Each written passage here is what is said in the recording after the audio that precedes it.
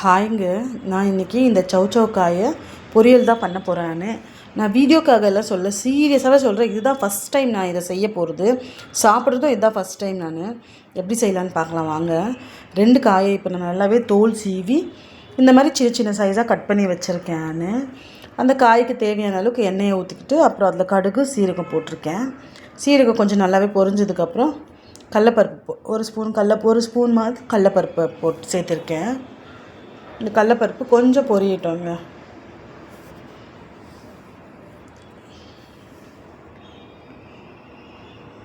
ஒரு கையில் ஃபோனை பிடிச்சிட்டு வீடியோ எடுத்துகிட்டு ஒரு கையில் செய்கிறது கொஞ்சம் கஷ்டமாக தான் இருக்குது.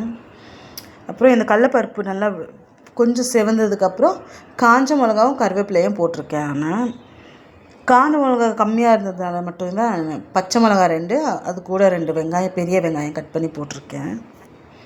இந்த வெங்காயம் கொஞ்சம் வதங்கிக்கிட்டோம். வெங்காயம் வதங்கினதும் அந்த காயை அலசிட்டு போட்டிருக்கேன். நான் கூடவே இந்த காய்க்கு தேவையான அளவுக்கு ஒரு 1.5 ஸ்பூன் அளவுக்கு உப்பு போட்டு கொஞ்சம் மஞ்சத்தூளும் போட்டு அதை கலரி விட்டுடலாம். நான் இதை ஃபஸ்ட் டைம் செய்கிறதுனால நானும் வீடியோ பார்த்து தான் செஞ்சேன். அதில் எல்லாமே கொஞ்சம் தண்ணி ஒரு 1 கிளாஸ் அவ்வளோ தண்ணி ஆட் பண்ணாங்க. நான் அந்த காயை பார்த்தாலே தெரிஞ்சது, அதனால தண்ணி காய் மாதிரி தான் இருந்தது.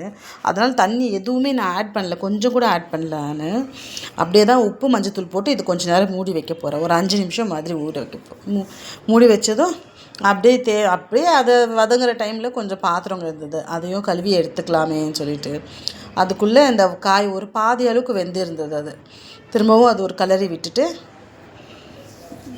மூடி வச்சிடலாங்க.